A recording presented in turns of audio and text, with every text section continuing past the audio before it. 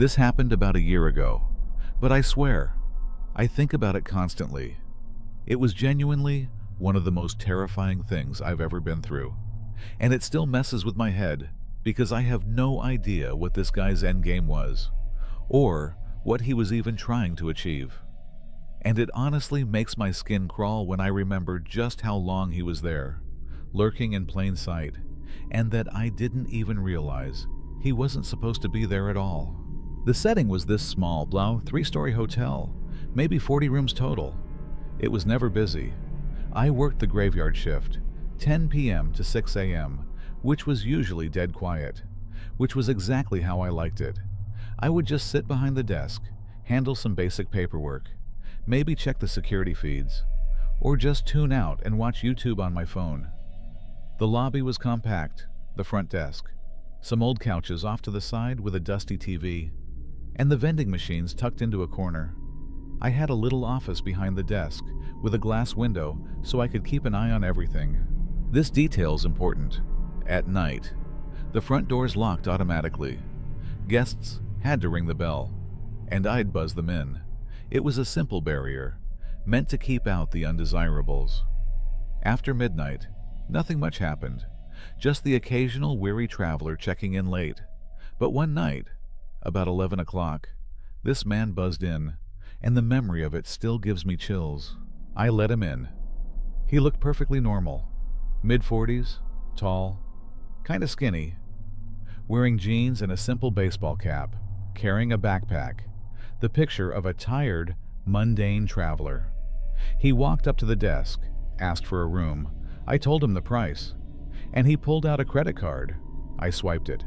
The machine did its satisfying little beep, confirming the transaction, and I handed him a key card for room 214 on the 2nd floor. Now, here's the thing that first threw me off. I remember he looked at me for a second too long before he left. It wasn't the look of a normal person making eye contact. It was a cold, unnerving pause.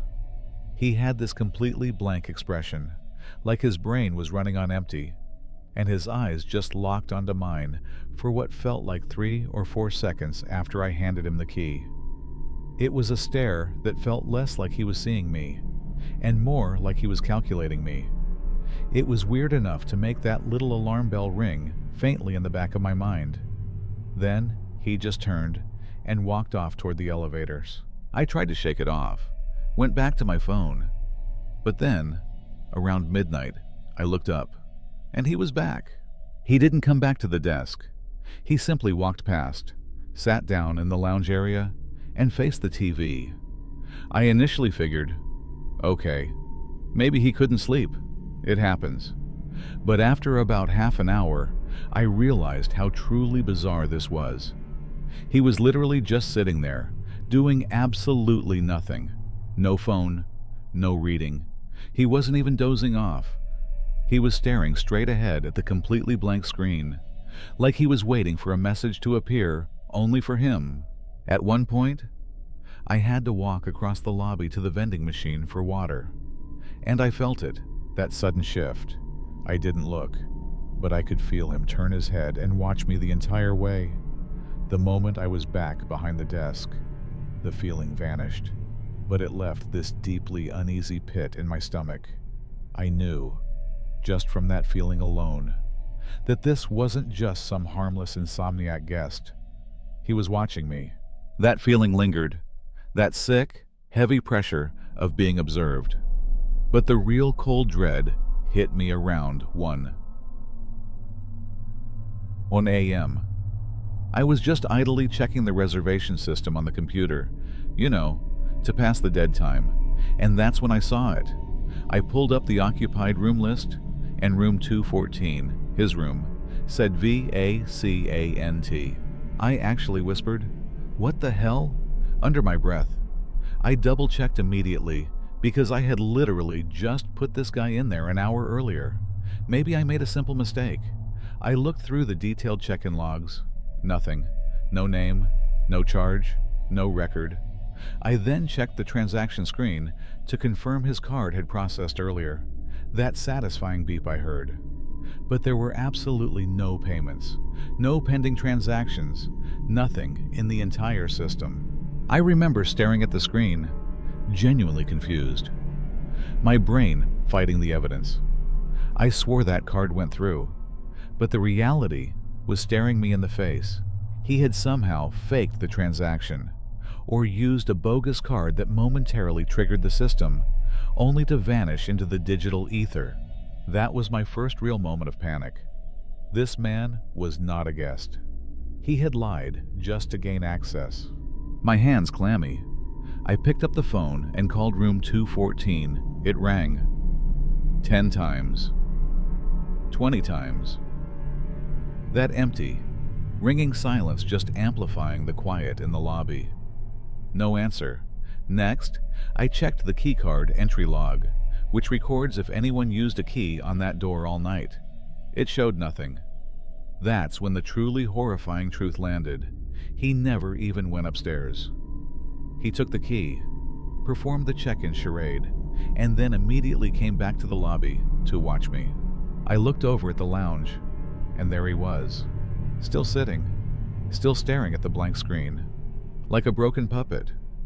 The realization that he had tricked me, and that he was now roaming our small hotel illegally, gave me this tight, awful feeling in my chest, pure adrenaline mixed with fear. I sat there, frozen, for another 15 minutes, just debating what on earth to do. I needed to know if he was dangerous. So, around 1:30 a.m., I forced myself to get up. I walked over, trying to sound calm, and asked if everything was all right. He turned his head slowly, fixed me with that blank, vacant stare, and just said, "I just couldn't sleep." A generic, chillingly non-committal answer. He immediately turned back to the TV, dismissing me. I nodded, forced a smile that didn't reach my shaking hands, and retreated back behind my desk. Around 2 a.m., the behavior changed again, and my stomach utterly dropped. He wasn't in the lounge anymore. I scanned the area desperately, and then I saw him. He was standing, just standing, at the end of the short hallway by the public restrooms, half hidden in the shadows, perfectly still. This wasn't a guest looking for coffee. This was prowling. I glanced at him constantly, pretending to be busy on my computer, but every nerve ending was screaming. He stood there for what felt like an eternity, then slowly walked back and sat down in the lounge again, as if taking a brief, unsettling break.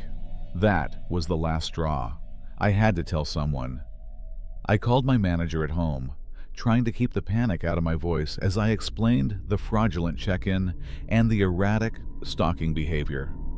She sounded sleepy and annoyed, cutting me short. Her instructions? Just keep an eye on him and call the police if he does anything threatening. I hung up the phone, looking at the man who was silently casing my building, thinking, "Ma'am, it already feels like the most terrifying threat imaginable." I was completely on my own. After that useless call with my manager, I felt utterly exposed, like a mouse trapped in a brightly lit lab. I went straight to the security cameras. His movements were calculated, almost predatory. I saw him on the first floor hallway feed, walking slowly all the way to the end, stopping, just observing the closed doors for several silent minutes, and then turning back. Worse yet, he went into the dark stairwell and stayed in there for a chilling 10 minutes. What was he doing? Scouting escape routes? Looking for access to guest floors above? The sheer unpredictability of his movements was terrifying. Every time I glanced up from my screen, he was somewhere new, near the vending machines, by the elevators, or just standing near that dark corner of the lobby where the light faded. He was always staring.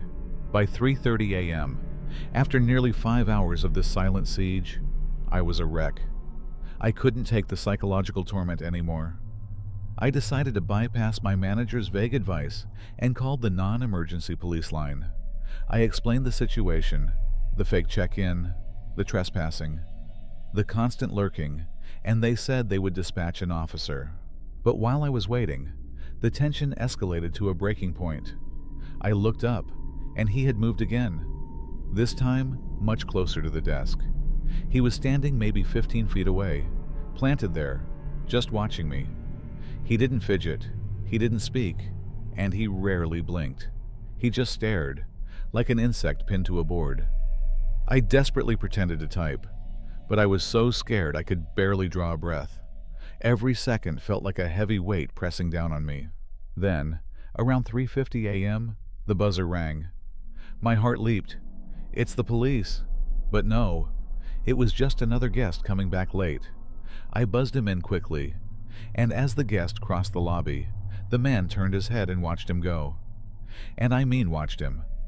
His eyes followed the guest with an intense, analytical focus, like he was filing away every detail of his appearance and his route.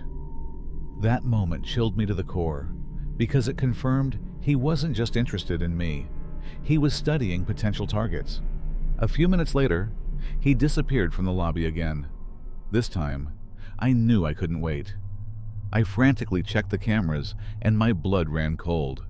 There he was, on the first floor feed, standing directly outside one of the occupied guest room doors. Not walking past it, standing there.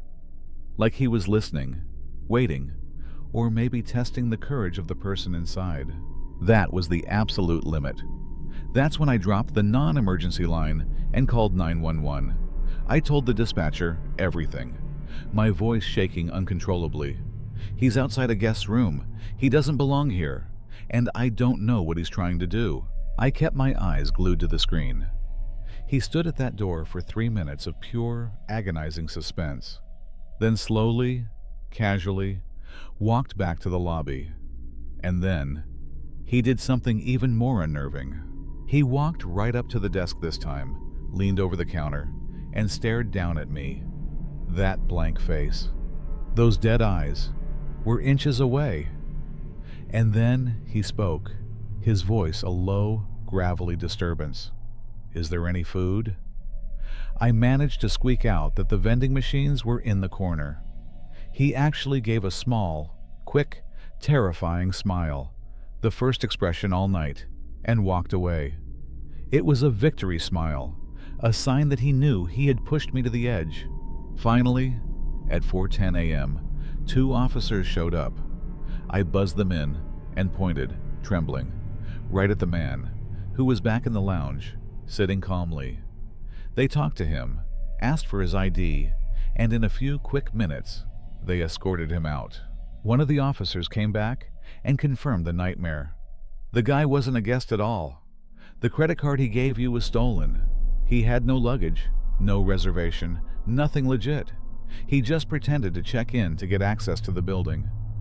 They charged him with trespassing and theft. I sat there, shaking violently, until my shift ended. The part that truly messes me up, that makes me look over my shoulder every night now, is realizing that this silent, predatory stranger had been inside that hotel for 5 terrifying hours, roaming freely, standing outside sleeping guests' doors, and constantly watching me from the dark. He was never supposed to be there. I have no idea what his real plan was, but after seeing him stalk that guest room door, I know for certain it was not good. That was the absolute scariest night of my entire life.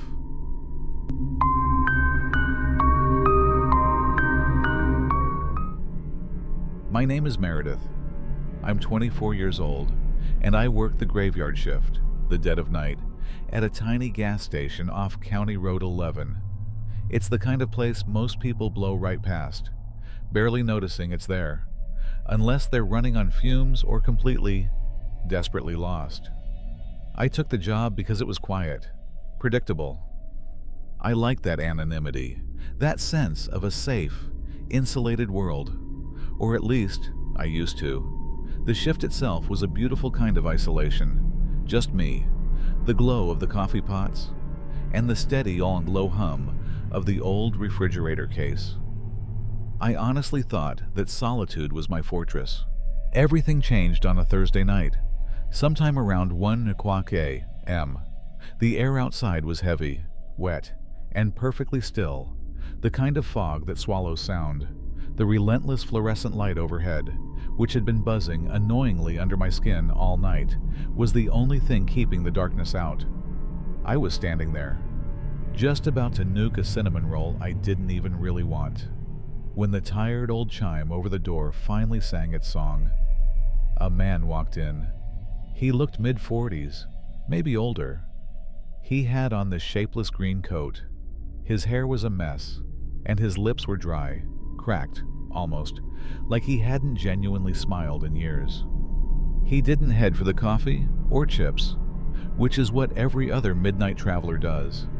He just stood there, right near the counter, staring at me with this strange, unsettling kind of familiarity. "Hi," I said, my voice too loud in the silence, forcing a polite smile that felt like glass. Then the man spoke. "You always work this late?" I blinked once. Yeah, mostly," I managed. He offered a quick, humorless smile. "I figured. I've passed through a few times. Noticed it's always you. It's that consistency. It actually unsettled me more than I let on." "Oh, yeah, right. Small town. Same faces," I tossed out, trying to play it off as small talk. But he wasn't buying anything, and he wasn't leaving. "Meredith, right?" I froze. My breath caught in my throat. I was not wearing a name tag. How could he possibly? I was about to ask him how he knew, but he cut me off. He simply waved a hand toward the whiteboard where I had written, "Cinnamon coffee is back. You have nice handwriting," he said, and his gaze was laser-focused on the board. Most people dot their I's like circles. You use little slashes. It's very specific, thoughtful. That wasn't a compliment. It was an analysis. It was proof that he hadn't just seen me. He had been studying me, cataloging my tiny, unconscious habits. The casualness with which he delivered this made my skin crawl. I couldn't respond. I just stood there, paralyzed, watching him watch me. He didn't buy anything. He just stood for another minute, observing my lack of reaction. Finally, he nodded once, a slow, not deliberate movement. "I'm Paul," he said. "Just curious, that's all." And then, without another word, he turned and walked out into the thick, consuming fog. After that, he started showing up. Not every night, thank God. Not enough to scream stalker out loud, but just often enough that the word coincidence officially died in my vocabulary. Sometimes he'd come inside for a minute. Other times, he'd just sit in his dark car near the edge of the lot, headlights off, a silhouette watching the station. His presence became this cold, awful little knot of dread anchoring every single one of my shifts. His random appearances became this horrifying centerpiece of my shift. When he didn't show up, I actually felt worse. I was consumed by the anxiety of waiting for a ticking clock I couldn't hear. And when he was there, I had to perform, the calm, unfazed gas station librarian. One night, I tried the ultimate avoidance strategy. I ignored him completely. He came in, grabbed a small bottle of water, and lingered near the counter, just like always. "You're quieter tonight," he noted, his voice flat, yet carrying a perverse weight. "Long shift," I muttered back, keeping my eyes fixed on the register screen, praying he'd just pay and leave. He didn't. Instead, he slowly looked around the store, taking this deliberate, unnerving visual inventory of everything. "It must get lonely. Just you out here in the dark. No one else for miles." He said it with this odd, misplaced empathy that was worse than any threat. It was the tone of a predator trying to soothe its prey. "I'm fine," I snapped, wishing I had the guts to tell him to get out, but the words were lodged in my throat. He leaned against the counter, casual as anything, which only made his next question hit harder. "You ever get scared being a woman alone at night?" His voice wasn't menacing. That's the detail that sticks with me, the one that made it so much worse. It was genuinely curious, detached, as neutral as asking about the weather. It was like he was cataloging my fear, turning my most vulnerable emotion into an interesting data point. I physically stepped back from the counter, and I finally found my voice, sharp and cold. "Do you need anything else, Paul?" He tilted his head slightly. The smile was gone, replaced by something flat and observant. "You always keep the door to the back room locked. Smart. I noticed you check it around $2 a.m. almost every night." My blood ran cold. My stomach completely seized up. That wasn't a casual observation anymore. That was intimate knowledge of my security routine, the one thing that made me feel remotely safe. He wasn't just in the store. He was in my head, mapping my vulnerabilities. My face was burning, but I kept my mouth shut.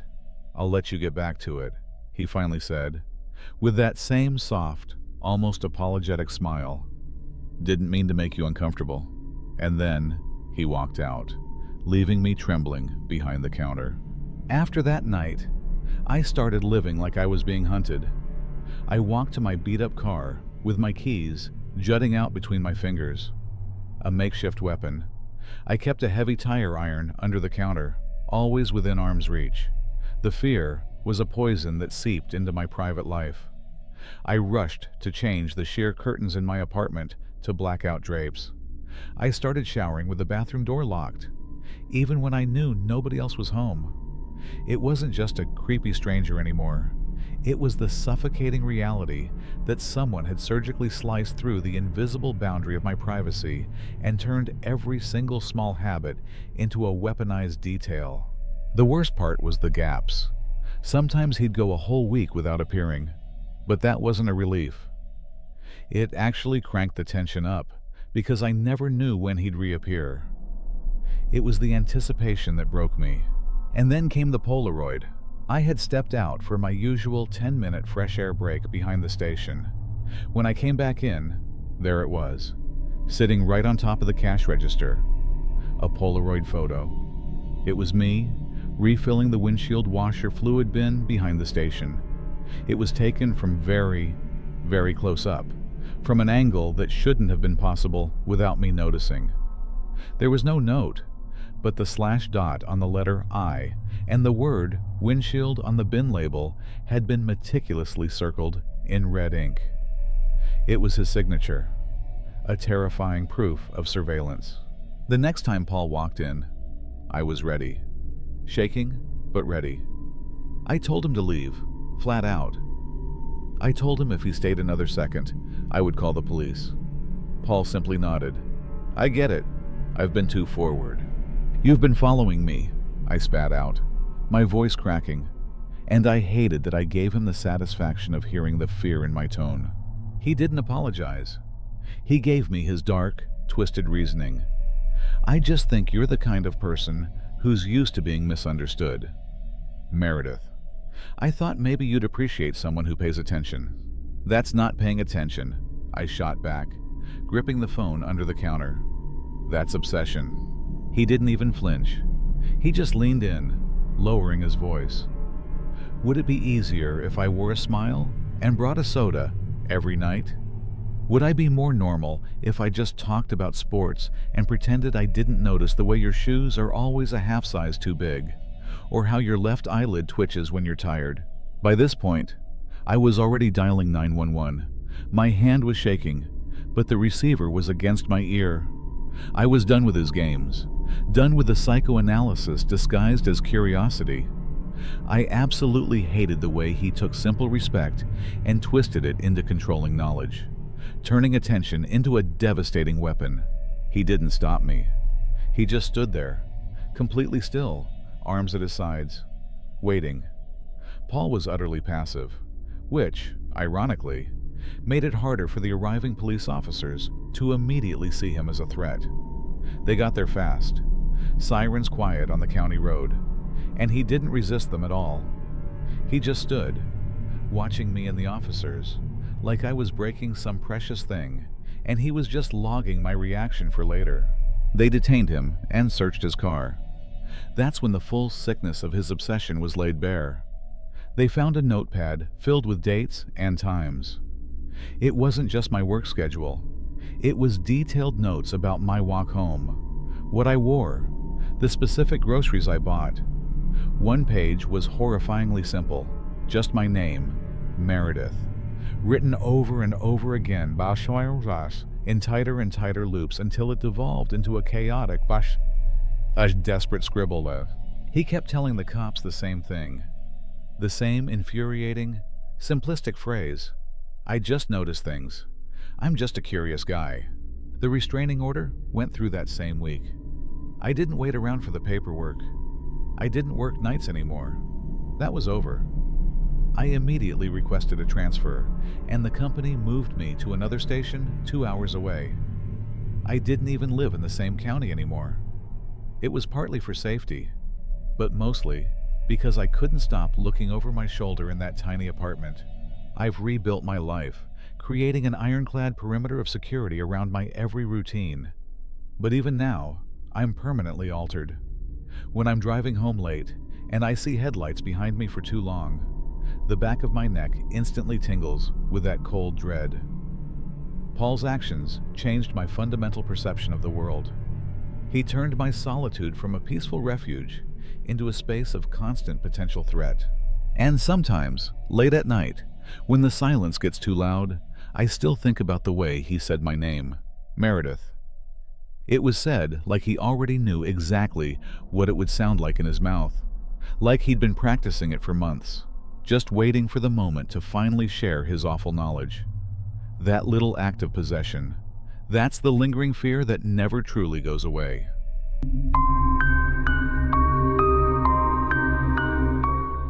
There's a quiet dread that comes with working the graveyard shift at an all-night gas station.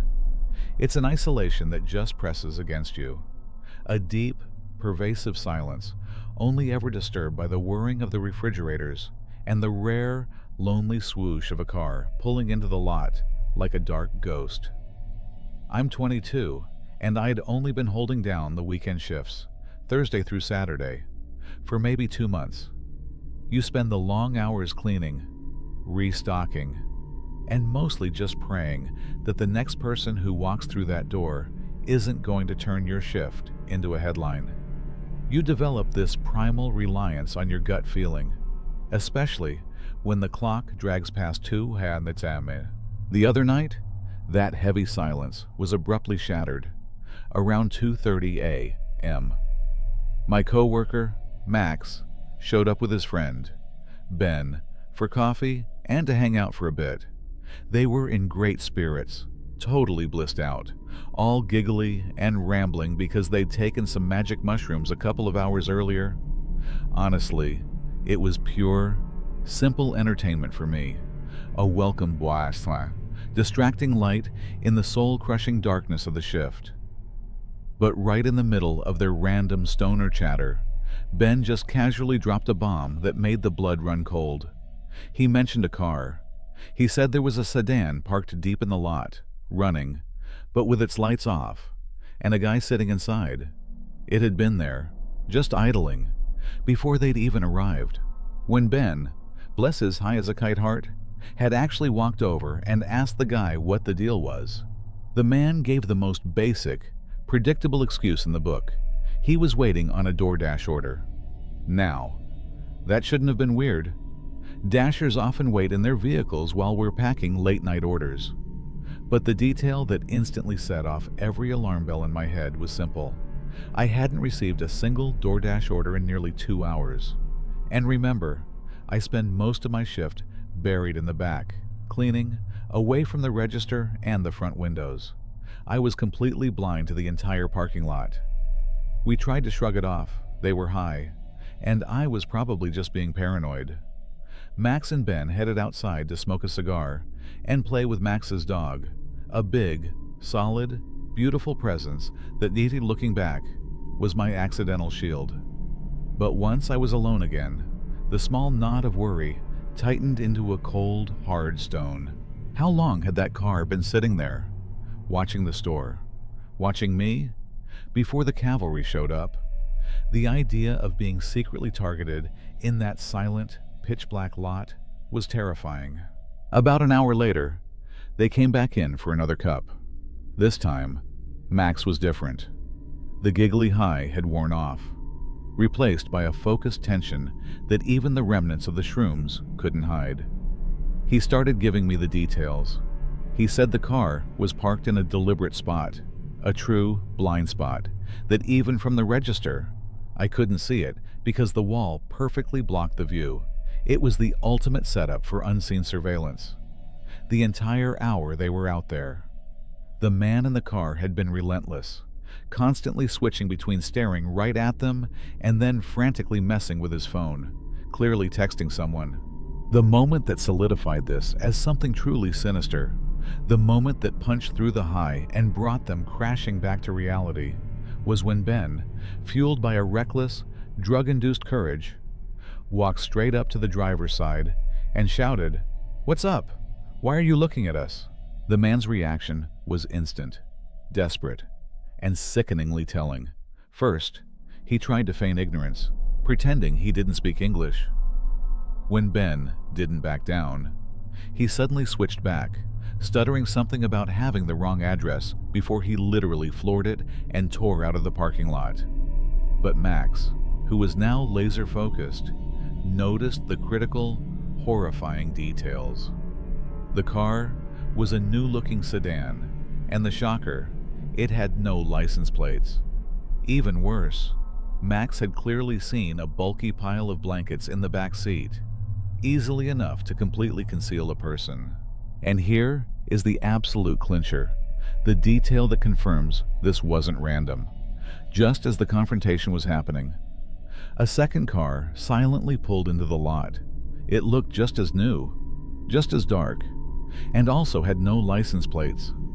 And the moment the first car sped away in panic, the second one immediately followed, tailing it out of the lot, executing a flawless, coordinated escape. Max stayed for another 15 minutes, his fear raw and genuine, urging me to be careful, to be vigilant. Then they left, and the isolation I felt was no longer just silence. It felt predatory.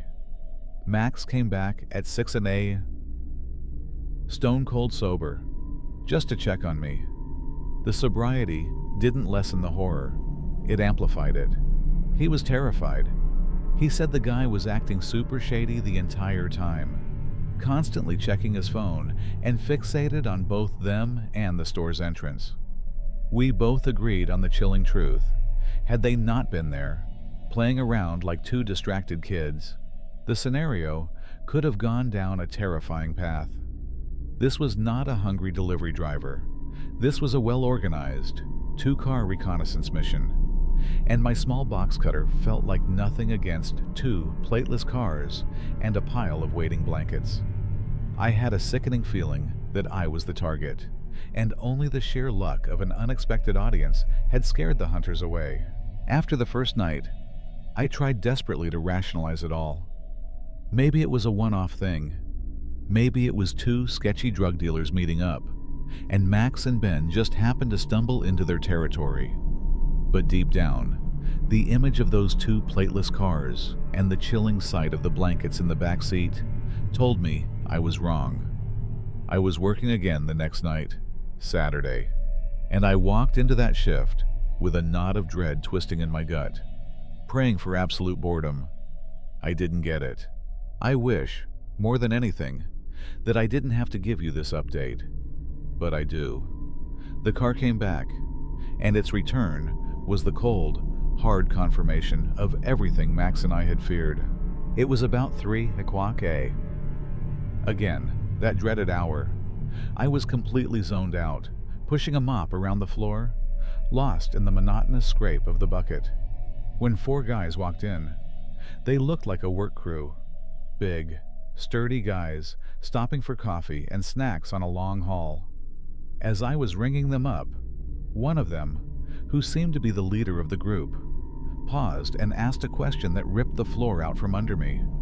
He asked if I knew anything about the car that was sitting all the way at the far end of the parking lot, running, but with its lights off. I felt that same icy pit in my stomach from the night before. I could barely get the words out. What car? He then went on to give me the exact, identical description. It looked like a brand new Subaru sedan with no license plates. And this time, he said there were two men inside who looked like they were in a really tense argument, or, more disturbingly, having an intense discussion while pointing at things. Hearing those details, the new car, the missing plates, the sheer repeat of it all, made the truth undeniable. This wasn't coincidence. This was intentional. I quickly told them that that exact same car had been out there the night before, acting suspicious. Only with one man. The leader's easygoing expression snapped to one of deep concern. He explained why they noticed it. As they were pumping gas into their big truck, the car was already there, just idling in that strange, hidden spot. But the truly terrifying detail came as they were walking toward the store. Because they were at the farthest pump, they had to walk almost directly past the sedan. As they passed, he said they could distinctly hear one of the men inside talking loud, though not quite yelling, and, even worse, he was pointing directly at the front doors of the store. It was a bold, brazen act. They weren't hiding anymore. They were openly strategizing, openly discussing, and pointing out the target, me, to each other. It was a complete escalation from the night before, a terrifying level of audacity that comes from a belief that they wouldn't be disturbed. But then, one of the men in the crew, a good Samaritan in a dirty work shirt, had the simple, powerful instinct to start walking toward the Subaru to ask if everything was okay. And just like that, the spell was broken. The moment the guys in the car finally noticed they had been seen, they didn't even try to talk their way out. There was no pathetic DoorDash excuse this time. They simply slammed the car into reverse and peeled out of the lot, disappearing without a sound. Their immediate, desperate flight was all the proof I needed that they were caught red-handed. I quickly told the group the rest of the story from the previous night. The two coordinated cars, the escape, the blankets in the back. They were genuinely alarmed by the pattern, by the sheer level of consistency in the threat. Without me even asking, they offered to stay with me for a while, just to make sure the creeps wouldn't dare circle back. They were real, solid people who understood that this wasn't harmless. They were my second shield in 2 nights, a total, unexpected lifeline that interrupted whatever terrible plan was being executed. Those 4 guys stayed for what felt like forever, a blessed 20 minutes, in the heavy silence of CO.AG. We talked more about the sheer creepiness of the whole situation, the consistent timing, the hidden parking spot, the absolute nerve of coming back after being spooked the night before. Their presence was a physical weight off my chest. When we finally agreed that the threat had probably scattered for good, and they felt confident I was in the clear, they headed out. I thanked them again, deeply and sincerely, and let them top off their coffee for free. It was the least I could do for the men who had just, possibly, saved me from an unimaginable nightmare. I was alone once more, but this time, the quiet was different. It wasn't the silence of isolation. It was the tense quiet of the aftermath. Nothing else happened for the rest of my shift, but every single hair on my body was standing on end. I was hyper-aware. My eyes flickered to the windows every 5 seconds, especially when I had to perform the most vulnerable task of the night, going outside to change the trash at the gas pumps. Every distant engine sound made my blood run cold. Every shadow seemed to move. But here is the most chilling, most deeply unsettling part of this entire ordeal. I never saw the car myself, not once. I had to rely completely on the warnings of other people, my high coworker, Max, and then these random, solid strangers, to even know I was being stalked. When this all first started, I truly hoped I was just being paranoid, just another nervous girl working alone late at night. But to have the same brand new car, with the same missing plates, park in the exact same blind spot, show up 2 nights in a row at the same precise time. That isn't paranoia. That is a justified, bone-deep terror. I am profoundly grateful for the intervention, both accidental and intentional. Had those guys in the car decided to act on either night, their coordinated moves and the chilling implication of those blankets in the back seat, the terrifying reality of what they were likely planning to do to me, would have made my little self-defense knife utterly worthless.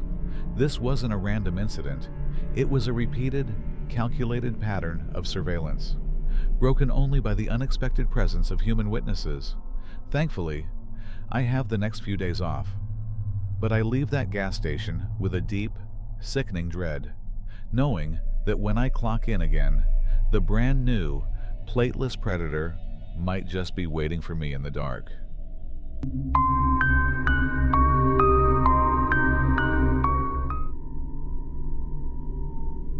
My name is Daniel, and I'm 29. I work the dreaded graveyard shift at a small, rural motel. It's not one of those big, corporate chains you see everywhere. This is a humble, 2-story, family-owned place, maybe 25 rooms total. My hours are pretty brutal, from 10 at night until 6 the next morning. But honestly, that's exactly why I took the job. The motel gets almost no traffic after midnight, just a couple of weary travelers checking in, maybe a long-haul trucker passing through. Most of the time, it's dead quiet. I'm not a people person, so being alone in an empty building for 8 hours, that's my kind of peace. The setup is basic, but comfortable. You have the main office with the front desk, the obligatory coffee machine, some dusty brochures, and a few sad chairs. The real prize, though, is the back office. It's more of a lounge, really, a mini sanctuary with another desk, a worn-out couch that's surprisingly comfortable for napping, a mini fridge, and a small TV. The best feature? A little speaker mounted on the wall that lets out a loud, distinct ding whenever someone hits that brass service bell on the counter out front. My routine is sacred.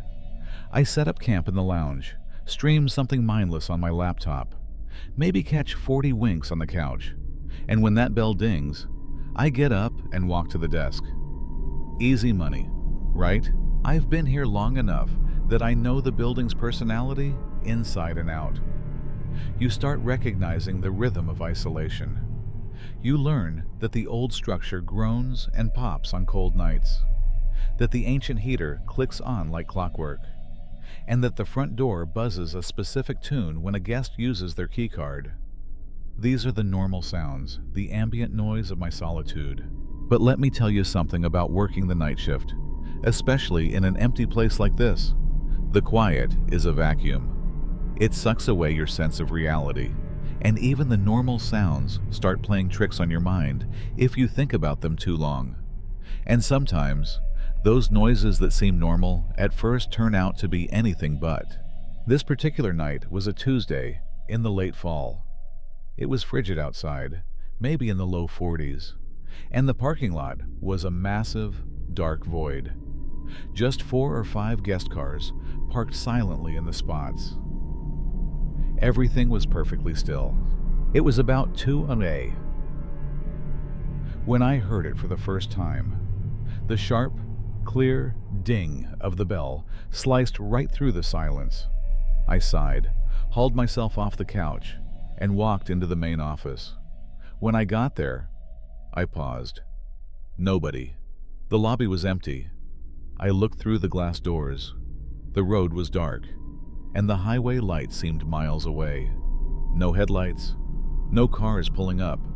I thought, maybe I was dreaming, but the bell is loud, and I knew I hadn't imagined it.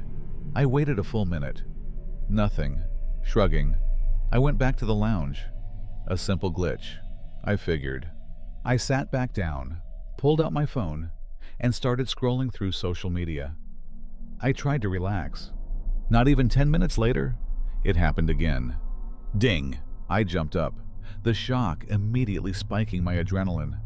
I hurried to the front office, but once again, It was utterly empty. This time, the hair stood up on the back of my neck. This wasn't a glitch. This was starting to feel deliberate. I walked to the glass doors and actually stepped out onto the sidewalk. The parking lot was exactly the same. Dark, silent, and motionless. I walked out to the edge of the road, looking both ways down the highway. Nothing. Not a single sign of life.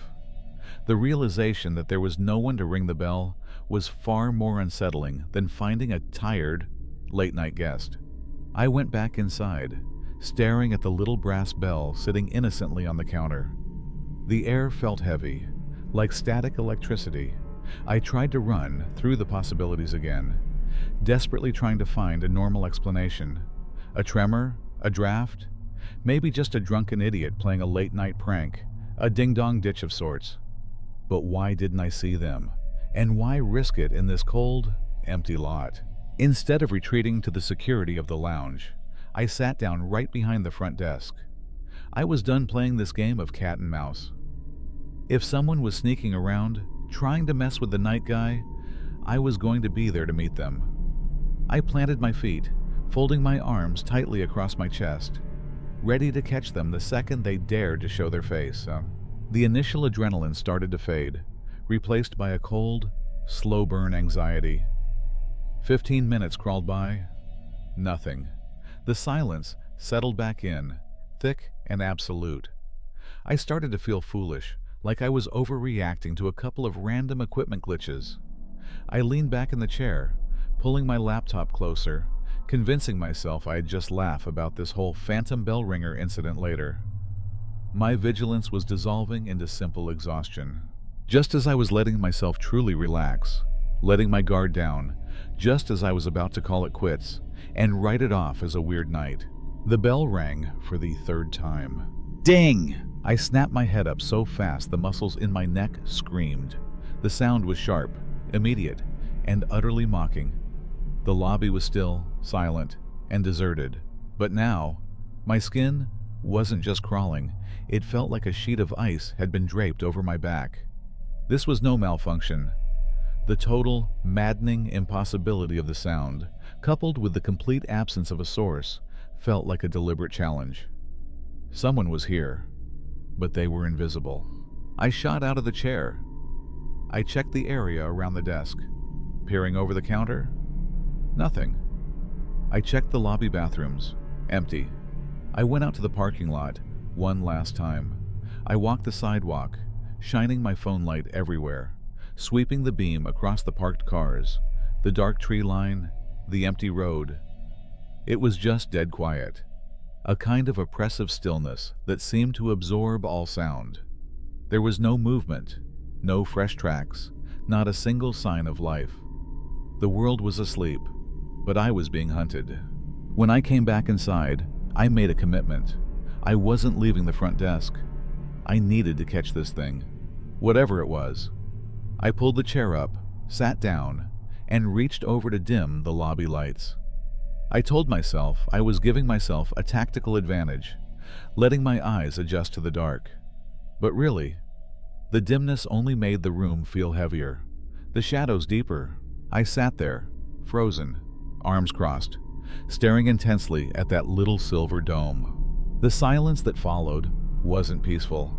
It was caustic. It amplified every single minor sound into a terrifying event. The clock ticking on the wall suddenly sounded like a loud metronome counting down to 0. The refrigerator in the back office clicked and hummed, a buzzing insect in my ear. Every few minutes, the ancient building would creak and groan as it settled in the cold. But now, those sounds didn't feel random. They sounded like heavy, deliberate footsteps walking slowly through the floorboards above me.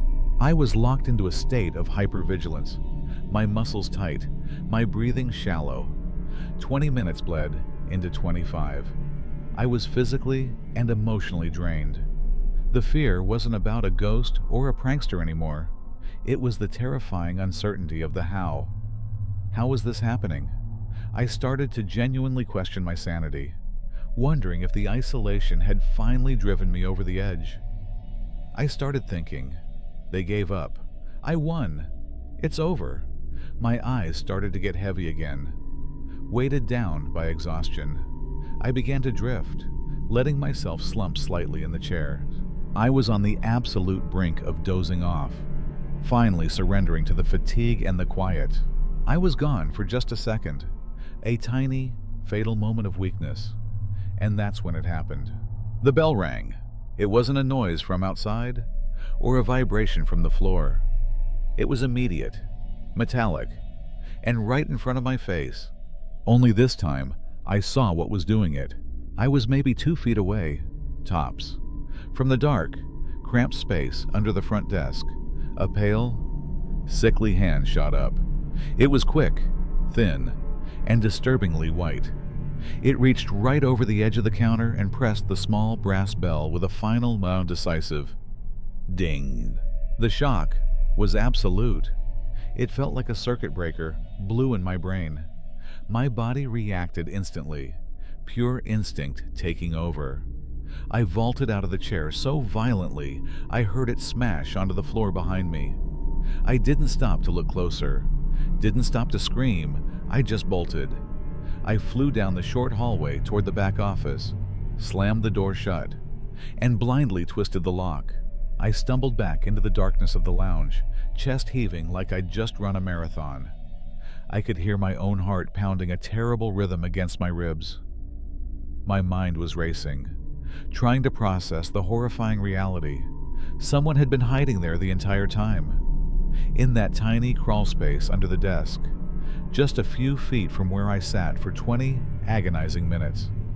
They weren't just ringing the bell. They were watching me, watching my frustration, watching my fear, waiting for me to relax so they could deliver the final, brutal punchline. It was a violation of space and sanity I can't even describe. With a terrible sense of dread, I forced myself to look at the security monitors. The 4 screens were lined up in the dark. The lobby feed showed my tipped-over chair and the empty counter. But then, in the very bottom corner of the frame, right where the desk met the carpet, I saw movement. Slowly, deliberately, a head poked out from behind the desk. I couldn't make out any features in the low light, just a dark outline against the dim lobby. But as the head tilted up, something caught the light, the faint, horrifying glint of eyes. And they weren't looking around the room. They were staring straight into the camera lens. They were looking directly at me, in the dark room, miles away from the desk.